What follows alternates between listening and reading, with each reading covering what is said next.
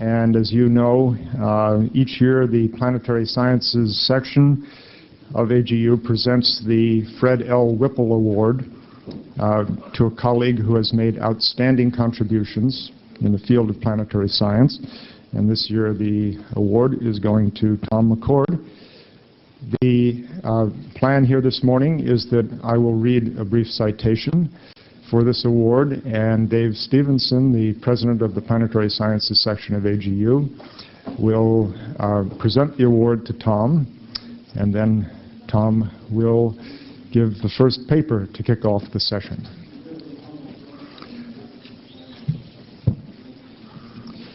It's almost 40 years, believe it or not, since Tom McCord arrived at Caltech as a graduate student in the newly created division of planetary sciences at Caltech.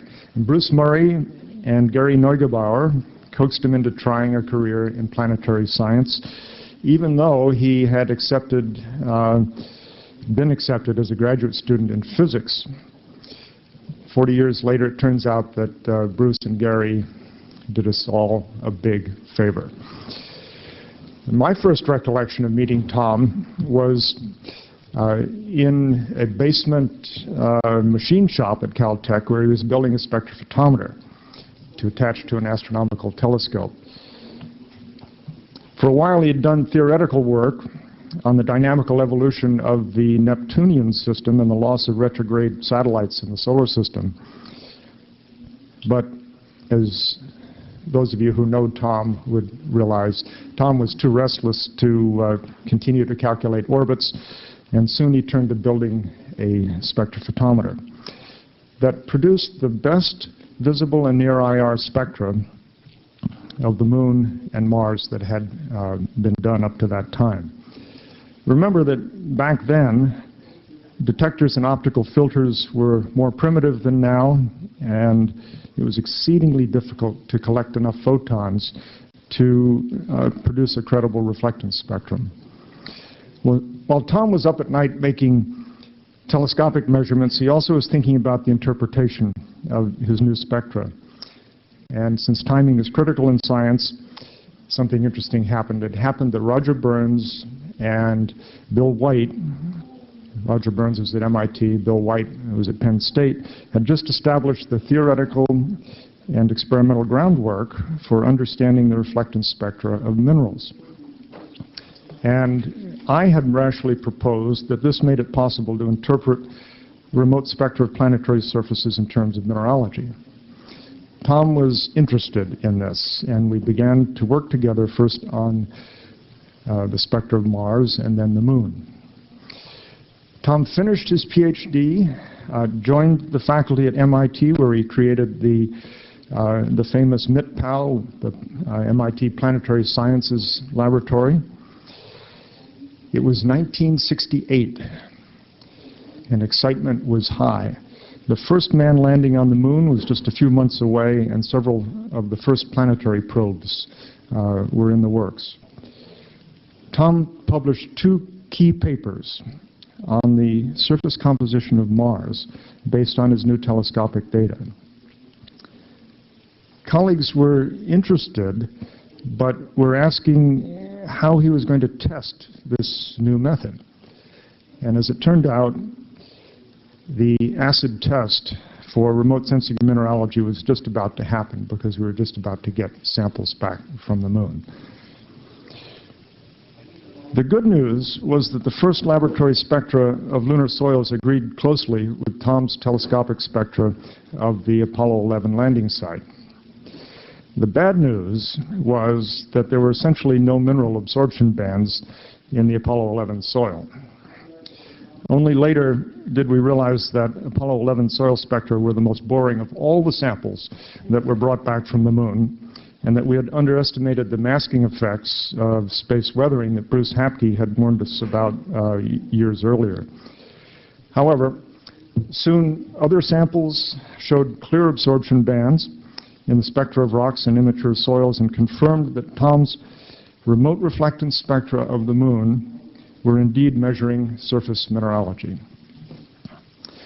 In 1970, just to add excitement, when we were studying the first lunar samples, Tom and Torrance Johnson produced a stunning telescopic spectrum of the asteroid 4 Vesta.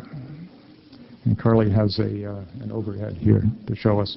On the left, the telescopic data with the data points and the solid line. I'll explain to you in a second here. So the spectrum here of Vesta had a deep, well-resolved absorption band near 1 micron. And never mind the boring Apollo 11 soil, here was a spectrum that could only be produced by pyroxene, and which in fact turned out to be a dead ringer for the spectrum of one of Lee Silver's basaltic achondrites, and that's the solid curve on the left.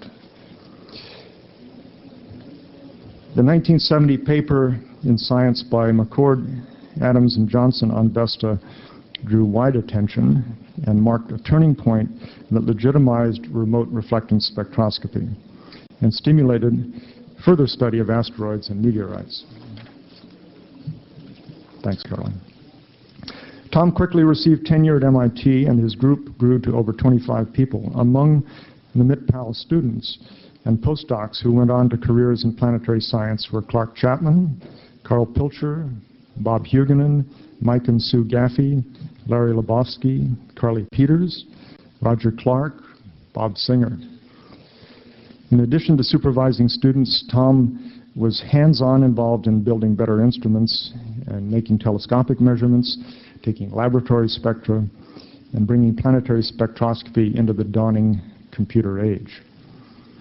In 1979, Tom accepted a position as assistant director of the Mauna Kea Observatory in Hawaii and professor of planetary science at the University of Hawaii, and carried the momentum of his research program with him along with several students from MIT.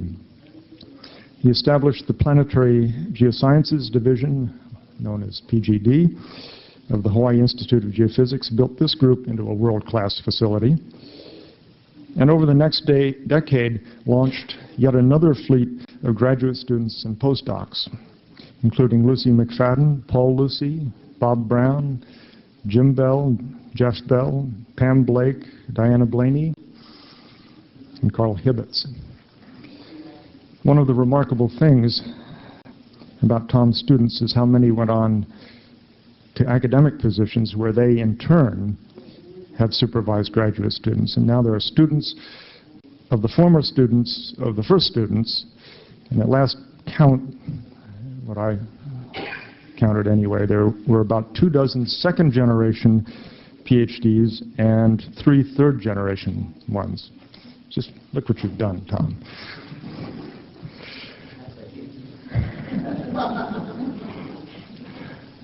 Okay, so the trick in talking about the long and distinguished career of a colleague is really to make sure that it doesn't sound like that he's already departed this world.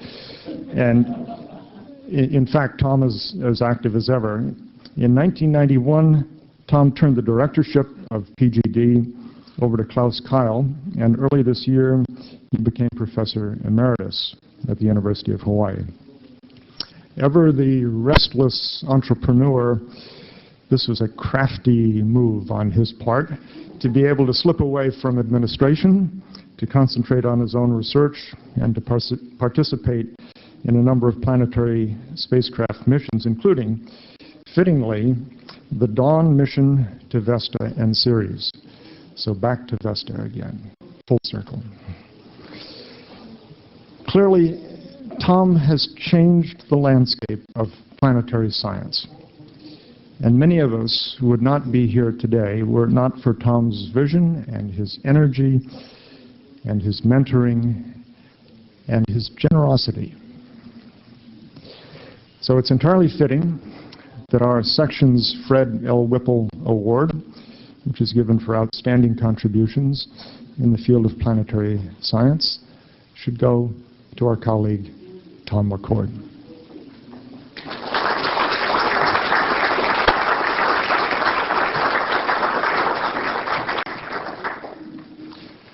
So, Dave Stevenson, the president of the Planetary Sciences section of AGU, will present the Whipple Award to Tom. Okay. Thank you, John. It gives me great pleasure to make this award. This is an award that was set up about a decade ago in honor of Fred Whipple, who needs no introduction. It's an award for excellence in planetary science, and this year goes to Tom McCord. I actually have two things to give him. One is a certificate that merely acknowledges the special lecture he's about to give. I assume we can take that back if it's a lousy talk. But much more importantly, I do have a plaque that I'm going to give to Tom, and I'll tell you what it says. The Fred L. Whipple Award for Outstanding Contributions in Planetary Science, presented to Thomas B. McCord for creative and long-lasting applications of spectroscopic measurements to planetary and satellite surfaces, awarded December 2002 in San Francisco from the Planetary Sciences section of AGU. Tom, congratulations.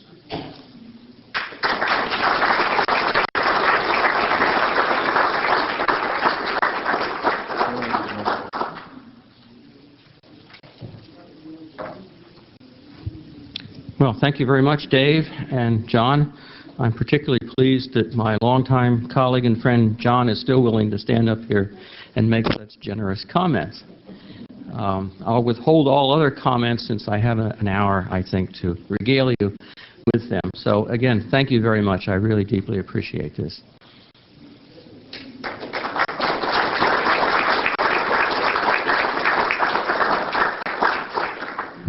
Okay, well, Tom thinks he's going to be able to sit down and relax for a minute now, but actually he's going to give the first paper, and the title of that is Remote Compositional Analysis, The Coming of Age. Tom, you ready? Go for it. There are two general directions that one could go with a lecture like this. One can go forward and talk about some new topic or thrust, or go backward and review some piece of work that's related to the award. I was first tempted to do the former and talk about the Dawn mission to Ceres and Vesta. This was selected by NASA only a few weeks before I learned of this award.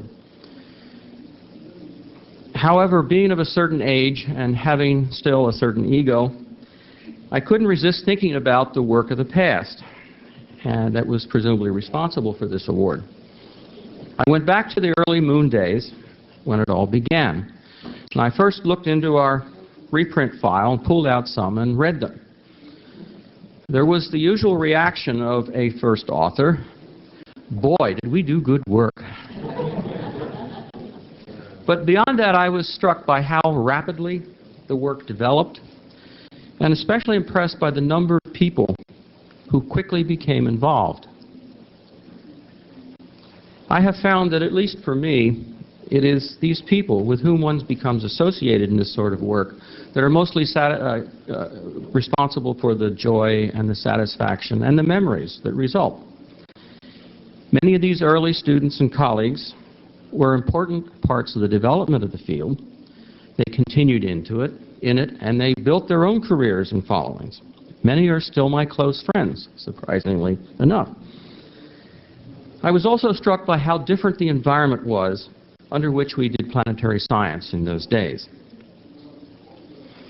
As I read on, I decided to describe what I recall as the development of the modern technique of remote mineralogical analysis using reflectance spectroscopy and the early application to learn some of the secrets of the solar system, and also to mention some of the circumstance differences today versus then. I do this for several reasons. First, as I suspected, there are several colleagues and friends in the audience who played crucial roles in that era and who will, I think, feel a bit of the glow that I do about what happened. Secondly, there might be a few young people here who will get a sense of the excitement and satisfaction that we all felt and still feel in being lucky enough to be around at the right time, in the right time, and thus be a critical part of a discovery process. I apologize to the rest of you in the audience who may be bored or even disgusted. This is not without some feeling of trepidation. Memories are not dependable and time warps reality. My recollections may not be the same as yours. Reality is a bit like an elephant being explored by those blind men. So allow me to indulge a bit and reminisce about the early days of trying to learn what the minerals and molecules are that compose the surfaces of the solar system. I will treat mostly the case of the moon because that's what we first studied. It is close, bright, and easily resolved. And perhaps most importantly, NASA was pouring money into the study of it when I was a graduate student. This was in the mid-60s, and there was an effort just begun called the Apollo program. For me, it began when my student advisor, Bruce Murray at Caltech, introduced me to the question of whether the moon had any color, and if so, what that indicated. I suspect from later conversations that he did not think there were specific colors or that they were meaningful. Maybe this was a setup. I started my work in about 65, that's 1965, when Bruce set me up one evening in the Cassegrain chair of the Mount Wilson 60-inch telescope. My first time at a telescope and on Mount Wilson. He showed me how to twiddle a few controls on something called the Bev Oak scanner. John Adams, coming from the petrology side, was beginning the laboratory reflectance measurements of geologically interesting rocks and minerals and pointing out the possibility of using these to... At the same time, I, coming from the astronomy side, was exploring the reflectance spectrum of solar system objects by observing through ground-based telescopes and demonstrating the capability to remotely determine and map surface mineralogy. Each of us, in addition, had expertise outside our specific areas. This was important, for it meant that each could understand the other's work and each could see the broader implications. Roger certainly understood mineralogy and petrology. John was familiar with remote measurements and crystal structure. And I had a BS in physics and considerable additional work in solid-state physics, as well as an MS in geology. There was also a fortunate geographical coming together. John became a new scientist at JPL just as I came to Caltech, or about that time, in 1964. We were introduced by Bruce Murray, I think, and soon became colleagues.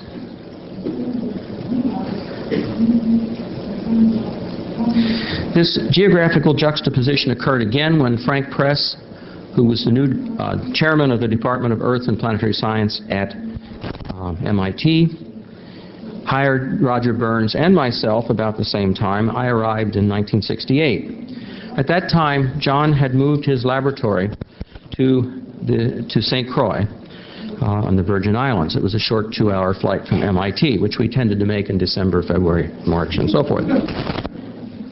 A few years later, John joined us at MIT, and so for most of this early stage, we were more or less together. Now, there were several early and independent publications from to set the stage.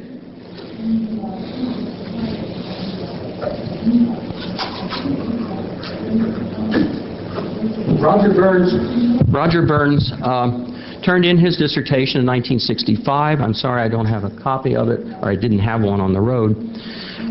There were a couple of additional papers, and then a book in 1970, which became a Bible to us. Roger revealed the basic physics of the presence of absorption minerals in the reflectance spectra and showed how these features are uniquely related to atomic composition and crystal structure. There were the well-known site and energy diagrams for D-shell electrons in transition element ions, most particularly iron, which is a most important element in geologically interesting minerals, especially igneous rocks.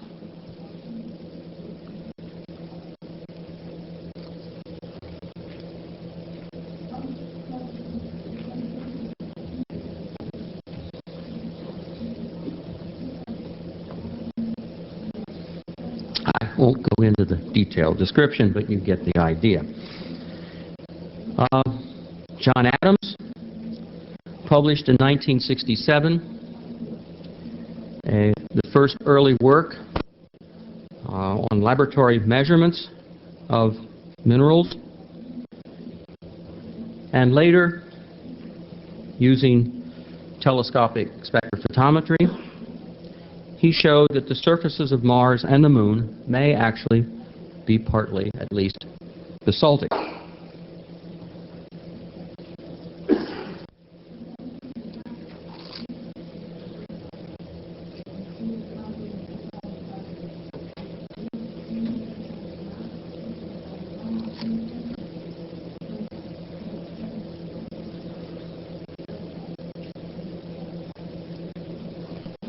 Here's an early plot of oxidized basalt on a very early spectrum by Bob Yuncken that was never, I think, published except here.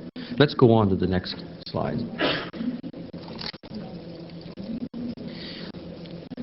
I, in my dissertation, turned in 1967, just before we left for Las Vegas in the holidays. I showed that there are color differences from place to place on the Moon due to mineralogical differences. Here are the then famous relative reflectance plots, which probably don't look very exciting to you now, but in those days they showed there really were differences and that they were related to absorption bands in the spectra. And in my dissertation, I even tried to predict what the mineralogy was on the Moon from these spectra. That was perhaps premature. These were then published in '68, I think, in JGR. Okay, we all proceeded then to develop the basic science and the techniques to make the measurements necessary and to create the credibility to proceed beyond the Moon. If I describe some of the circumstances at that time, you might see what I mean by things being very different then versus today. First of all, we had adequate funding and programmatic love and appreciation from NASA. Imagine that. For example, I was offered 2 NASA research grants before I even took my first faculty position at MIT.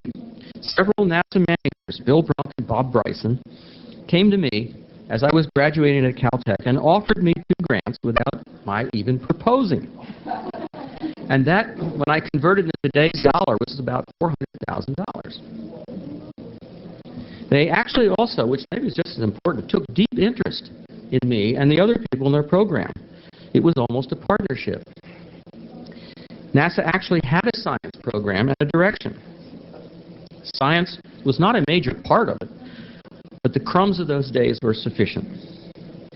The Apollo program managers even humored us. That's the Apollo program managers now. And sometimes listened to our arguments about which lunar site should be visited by the astronauts. There were also few true planetary scientists. Most participants were geophysicists, geologists, meteoritists, and what have you, all fringe groups. We had to build the field ourselves, but we had the freedom and the support to do it. So it was not all that difficult. Yes, it was. It was very hard. That's what I mean. This also attracted an unusually competent and dedicated bunch of students, true believers in some cases. This put great power behind our efforts. The direction of our contributions followed our initial work and developing backgrounds. I think you got that backward. All right. Directions. Yes, Roger Burns continued on in mineral physics. John with his laboratory studies of lunar samples, which I'll mention a little bit, and the properties of lunar soils. As he mentioned, there were problems there. And then later, John went on to terrestrial applications. For me, it was spectroscopy of the moon and the interpretation of the spectra, then on to other solar system objects, and then to space missions. All right, next slide. This work was greatly aided by a rapidly growing group of postdocs and students. Here's what I call early good people. Put the other one up, too, on the other side. Those are the early bad people coming on. No.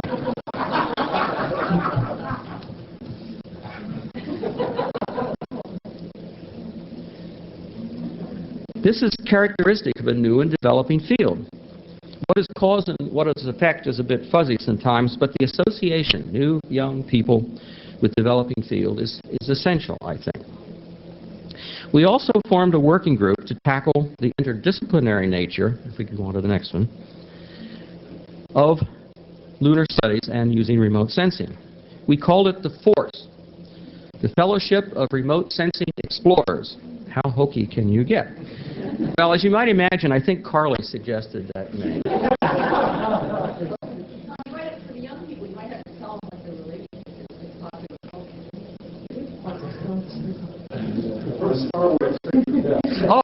Well, actually, that's a deficiency in this talk. I had a number of pictures that some of you might be embarrassed to see, to show, but it turns, I've been on the road for 6 weeks. I have them on a CD, and you have to register here to do a PowerPoint, and you get the picture. It just didn't happen, so I'm sorry. But this came out of the other force, yes. And remember we went in mass to see the first Star Wars, all of us together? That was, yes. I can't remember whether we charged that to our grants or not. But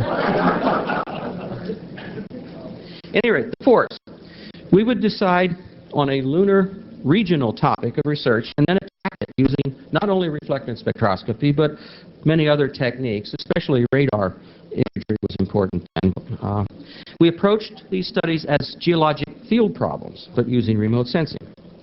We met once or a few times a year in some nice place and spent a week together working very hard in isolation on the problem of the year. This was very productive and a lot of fun. We all remain close friends to this day. But back to the moon. Next slide. I think this stays alone at first. So again, telescopic measurements. Torrance Johnson came very quickly onto the scene. Carly also.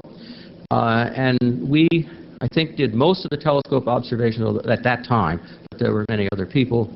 Regional geologic studies. Jim Head led that, another new name coming in. Carly Peters in the geochemical studies. Physics and chemistry of the soils. John Adams was instrumental there and was a major complication.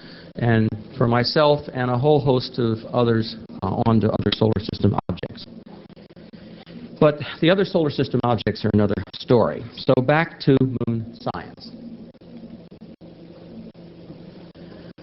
We defined absorption features in the spectrum, determined the characteristics of lunar soils, interpreted these features, performed the regional geologic studies, and explored the surface processes. Next.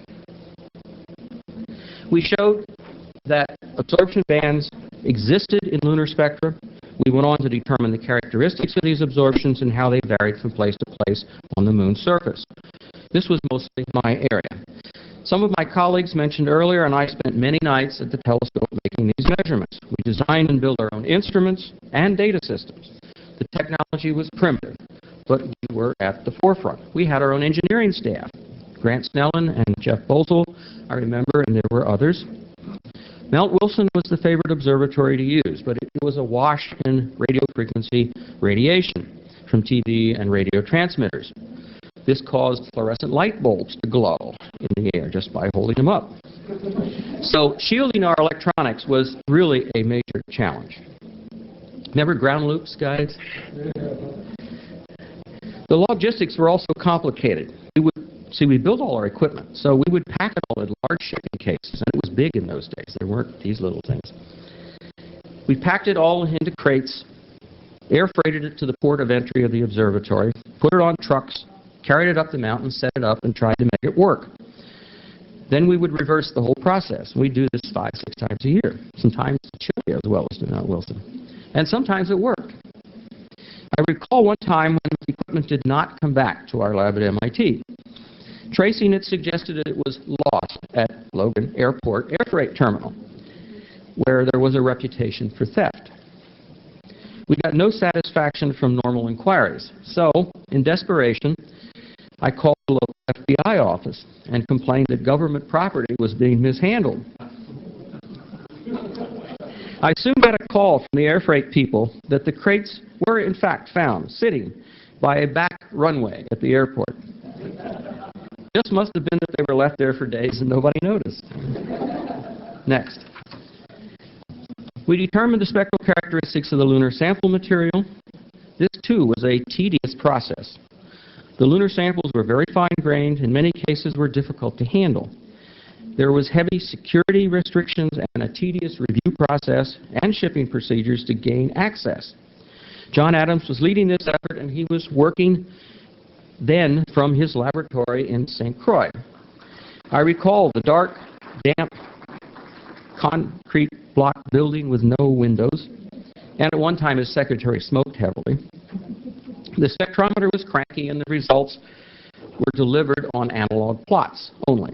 We then upgraded to put our results out in digital form on punched paper tape, a modern wonder at that time.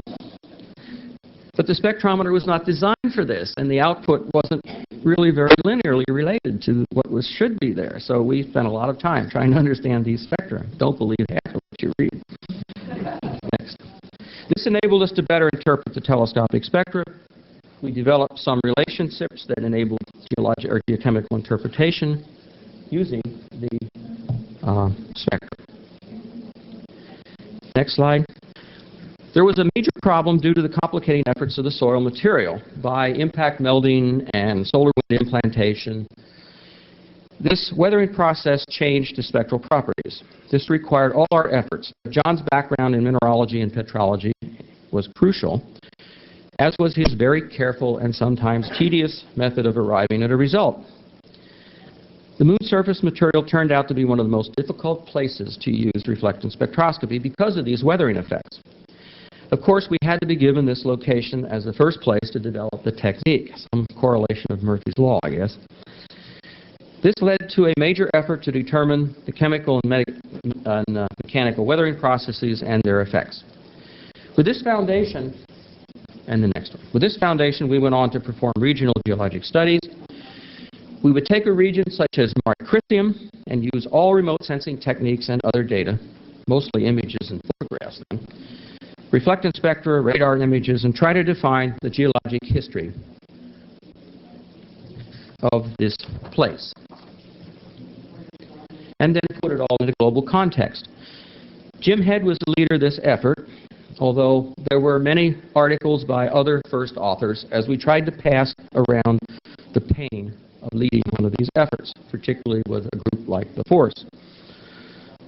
This approach continued after our day with people like B. Ray Hawk, who was a postdoc under Jim Head and on the fringes of the Force working sessions. Here, or not Jim, but B. Ray. So I can't insult him, all right? Next slide. In this process, there were something like 200 articles published in the first 10 years or so. And the work and the approach is still used today. And I just went back and counted the publications that had my name on it, and there were several others, so this is an underestimate. A major reason for this is that we were indeed a team and all pulling in the same direction and having a great deal of fun. Now, if you can all hear me, I'd like to rustle through a couple of early papers here to give you a flavor. Quickly, after my dissertation, we extended the wavelength range to 1 micron, and you see stars coming very quickly in the picture. And we showed the 1 micron band was there.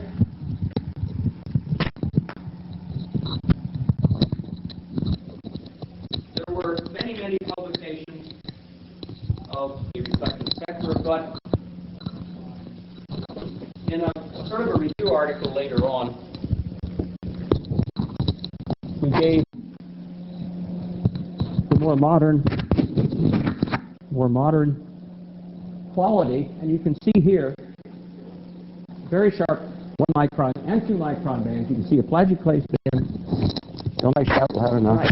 All right. And you see a plagioclase band. So this was a far distance from where we started. And this is on the moon. Here we go some more with actually olivine visible as well as pyroxene.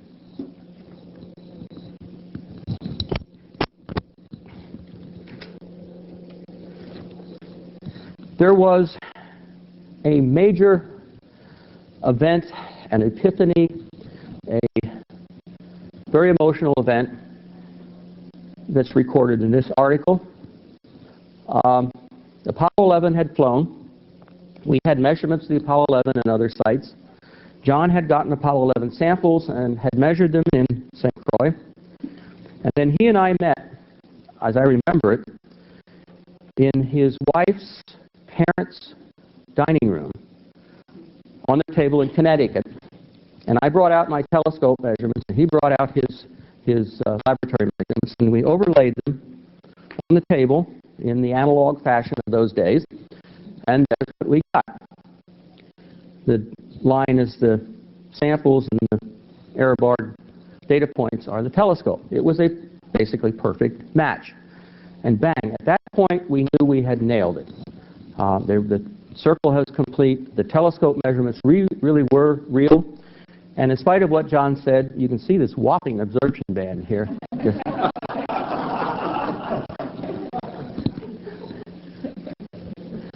So from there on, it was, I hate to say it, turning the crank. That's not true. But we knew we had it. We knew we had the technique. We knew it worked. We could prove it. And so it was a matter of making lots and lots of measurements and interpreting them and going along for the ride, almost.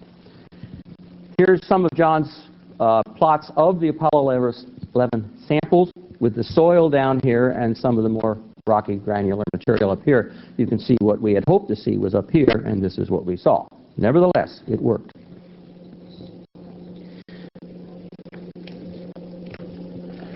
And as time went on, we got better and better spectra. And then we even, by obtaining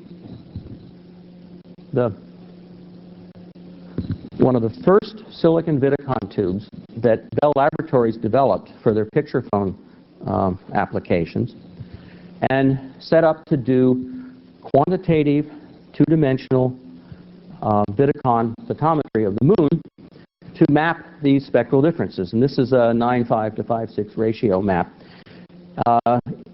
It wasn't in color. It was in black and white like this. And in fact, what we did was output on little photographic sheets these pieces, and then pin them up on a board, making a mosaic, and then photograph the mosaic, which then went into the publication. So something's lost in the translation here. But that was the technology of the day. There were relationships developed like TiO2 to curved slope. John, Mike Surratt, a whole bunch of us in that. We published a bunch of review articles. Here's one figure showing various Apollo samples except for 17. This was before 17. And the telescope measurements. Again, we were clearly measuring the soils, and we were getting accurate measurements. The lambda-lambda plot, the wavelength of the short pyroxene band versus the long pyroxene band, and there is a trend from ortho to clinopyroxenes, and you could put the different lunar site measurements into this and then go to the telescope and do the same thing and extend the lunar sample measurements.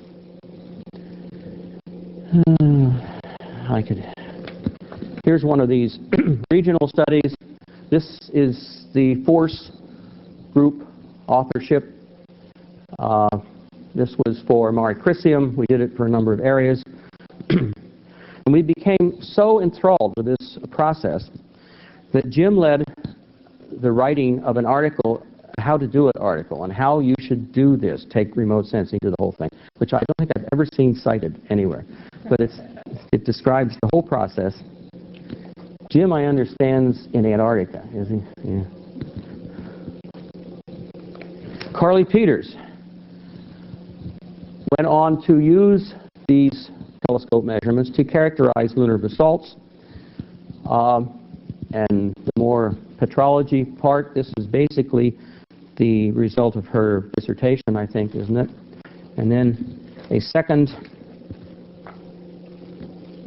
publication where she went to look at the central peaks of fresh craters and made one of the more important discoveries. There was a central peak, I forget which one, that is mostly olivine. Copernicus, sorry, how could I forget Copernicus? Anyway, but a big blob of olivine that obviously was uplifted from great depth. So she had a way of probing the mantle of the moon in different places. And I'll stop there, but you get the idea.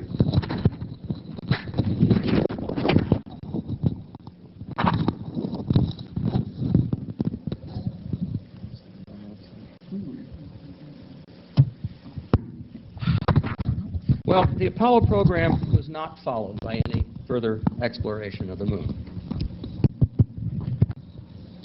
This is is this alive? This is an example of the nonlinear nature of the advancement of civilization.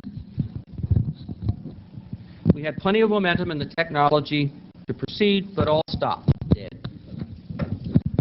Thus, we haven't flown a decent spectrometer over the moon to do the global mineralogical analysis. There have been some relatively recent and meaningful multispectral measurements. Slide, please.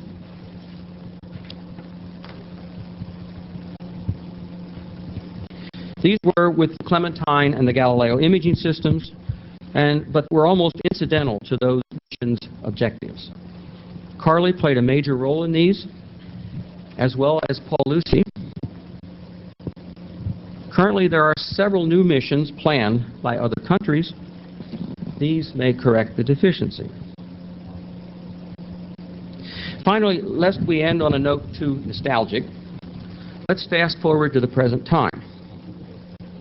Life went on after the early moon days. We moved our laboratory to the University of Hawaii, taking many of the MIT people with us, and other solar system objects became our focus. Many good people came into the system there. And again, I apologize, I'm probably leaving a couple of people off these lists. It's always dangerous to do it. But being of a certain age. Spacecraft missions to other solar system objects became an emphasis and then the emphasis. Just as we moved my lab to UH from MIT, received word that a reflectance spectrometer investigation was accepted for the Galileo mission. Torrance Johnson, remember him again, had moved to JPL, and he was the PI. It turns out I had foolishly led a competing experiment proposal against JPL. And, as you might guess, ended up with the booby prize of working for Torrance as his co-I on his investigation. This turned out to be my good fortune, as we went on to produce many exciting results from that marvelous spectrometer, as cranky as it was. Currently, the Cassini spacecraft has a very capable reflectance spectrometer on board, led by Bob Brown, another alumnus of the effort. And I now work for Bob as well. You see, I finally tricked these guys into doing all the hard work while I do the science. It's the triumph of the old farts. Even further, the Dawn mission was just selected by NASA, and as I mentioned at the beginning, it has a reflectance spectrometer as well. The team membership on Cassini and Dawn, the spectrometers, include a number of alumni or children of this effort, including Carly Peters and Lucy McFadden and Bob Brown and Roger Clark and Badi Barati and others.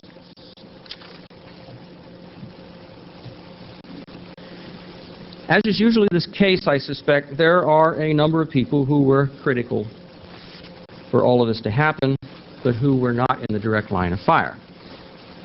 I mentioned the early NASA program managers, Bill Bronk and Bob Bryson. To those, I must add Bill Quaid, a most dedicated scientist and administrator. And Steve Dwarnick was in there someplace. At Caltech, in addition to Bruce Murray, there was his counterpart in astronomy, Jesse Greenstein.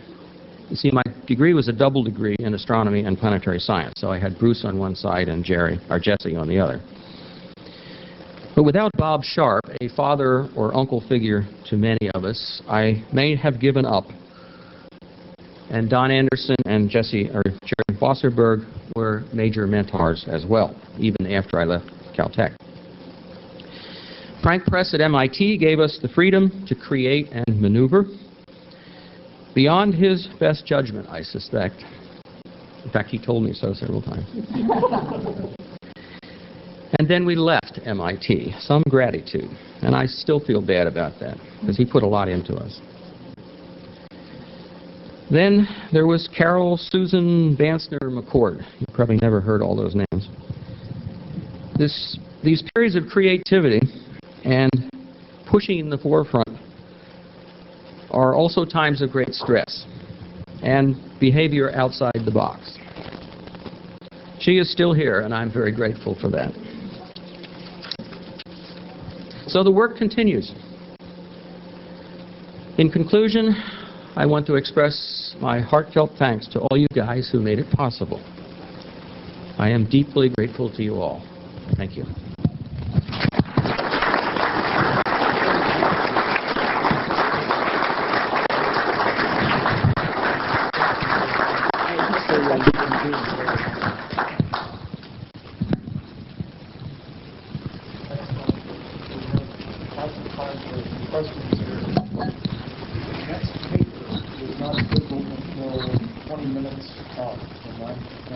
I have more slides.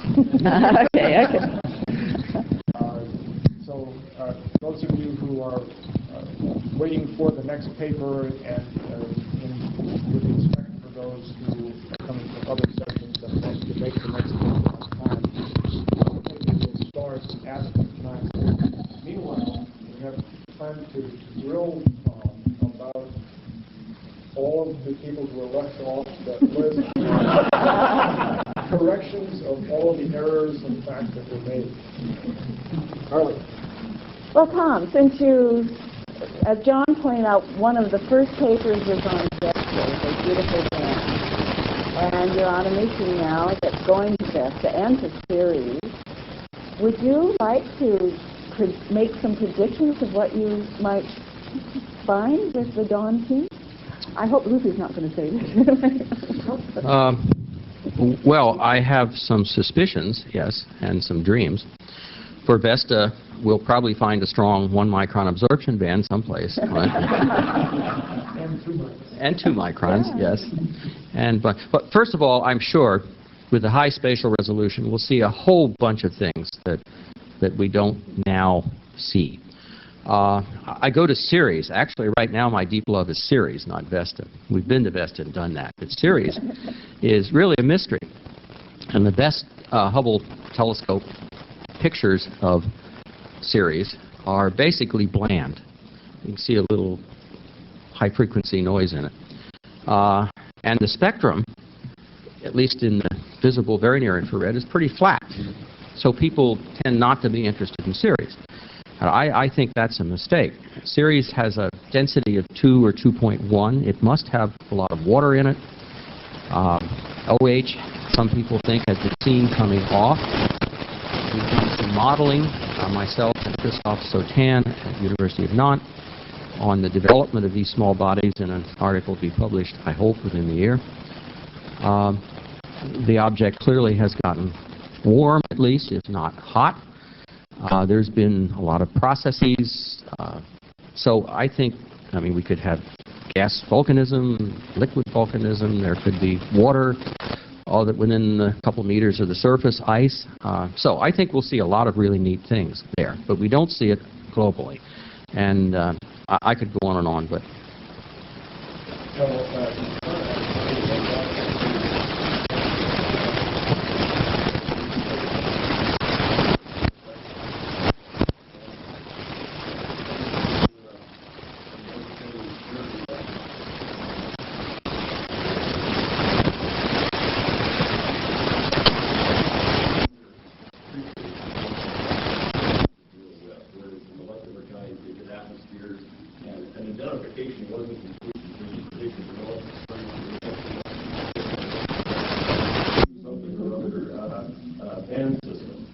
And Vesta was the first chance we had where we measured one band, and that band was very seen of the type we expected from the sulfate chondrite. The prediction was there should be another band, and within a year, I think Lars has measured another band, which was another milestone. Yes, I agree. And I'm sorry, I did leave out part of my talk. I wanted to go through a couple of the papers on solar system objects, too, to show where we went after that. But John already brought up the Vesta thing, so but yeah, that was an astounding thing.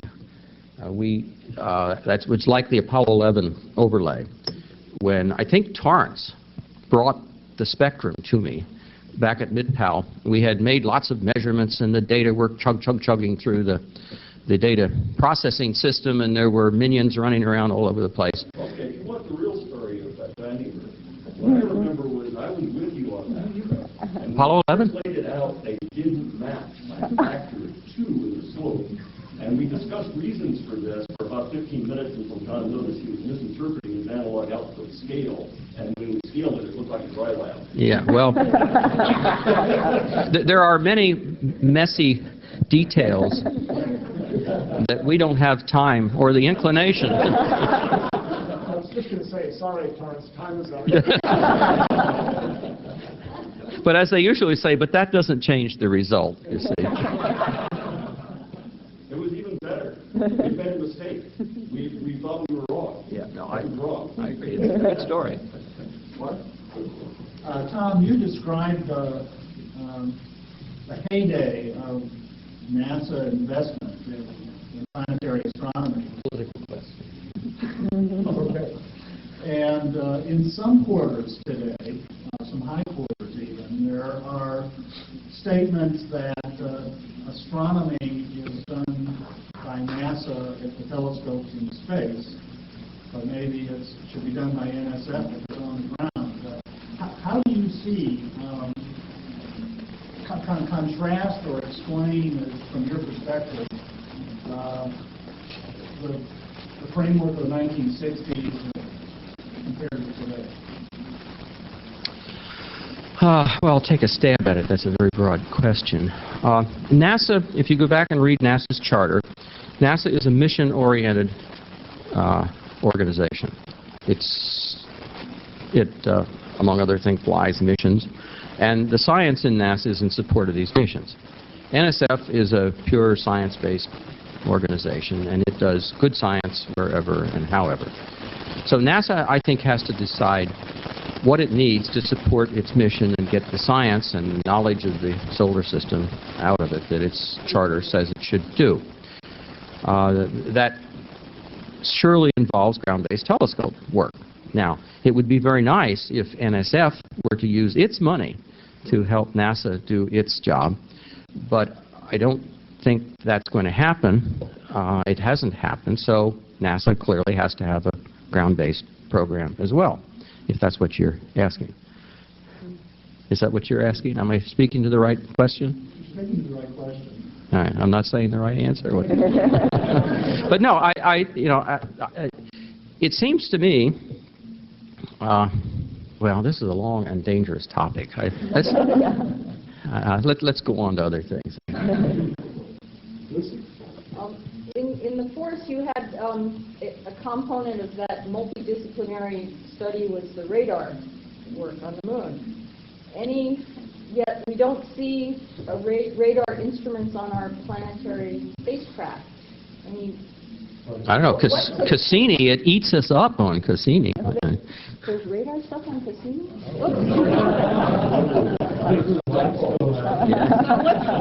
It also... No, wait, let me ask my question. Is Charles in the audience here? It also has been a real problem with our attempts at the Europa orbiter, too. Could you please elaborate on the contribution, the scientific contribution of the radar? How does it play in with the optical and the other stuff? And what does it get us that we don't get, that we lose? What would we lose if we didn't have it?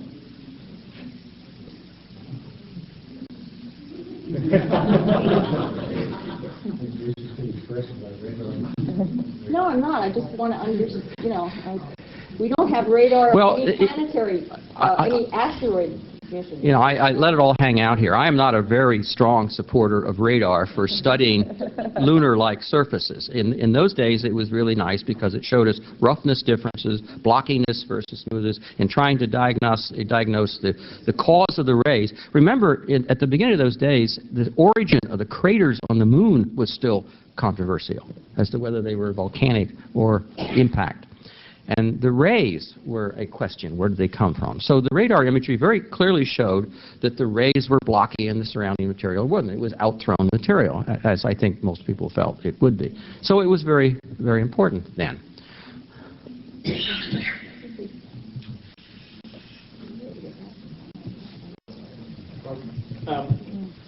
A little bit on Clark's question and something else you mentioned. At BPS, Colleen had made a statement about it was almost like NASA doesn't do Earth-based astronomy anymore. I mean, it was pretty extreme. So a lot of us were upset. But that's where that came from, to put it in perspective. So NASA currently does have an issue with how it funds Earth-based planetarium. You know, for those of us who do that and think it's valuable, we're going to have to lobby and teach NASA headquarters again. But do you want to comment on that? Regarding that funding level, when I first got to MIT back in 1979, I remember Bill Quaid and Brunt coming and visiting Tom.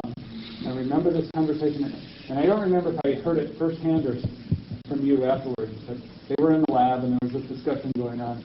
And they said, in order to fund a NASA investigator, we have an unwritten policy of funding them at some fundamental level, not to go below that level. That level was $100K per investigator in 1975, which is around $400K now.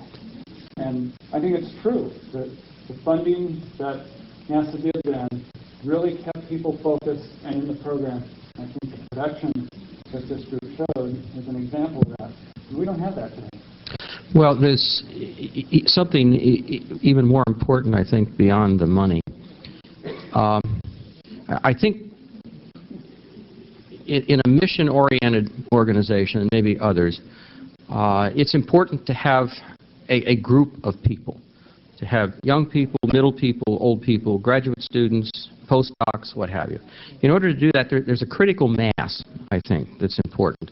And then you have a stable operation, and new people can come in, and people can go out, and the field is stable. That requires a certain level of funding and a commitment. NASA solar system exploration some 10 or 15 years ago basically told the groups, the centers of excellence, to go out of business and go to this 20, 30, 40K a year per investigator period. And I don't think that's productive. I just don't think that will result in the kind of science and breakthroughs that we have now, or that we had then. But I'm not NASA administrator, and NASA is a political organization, and they have other things to do. And science never was the central feature of the whole thing, even though in the charter it would suggest that it should be. So always we've had to find our way to gather the crumbs of the Apollo program or whatever it is and keep ourselves together. And I think also one problem is that we don't have enough people in the science spending time back at headquarters, and particularly more experienced people. The program managers that I remember in the day, in this day I was talking about, had some science experience. They weren't just administrators or bean counters, and they kind of knew how it was done, and they cared. They really cared for the most part. It really was a partnership. And you could go down and talk to them about this problem or that, or they'd come to you if they thought you needed to be talked to, and it worked. And I don't see that kind of science professional involvement in the NASA administration. Maybe it's because they don't want them back there, or maybe it's because we aren't willing to do it. Okay, I think on that note, I'd like to thank Tom for the presentation.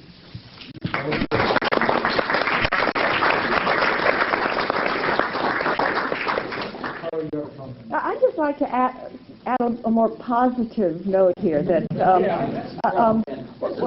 Yeah, well, and Tom, if you start counting the number of spectrometers that are now on spacecraft, it's never been this rich.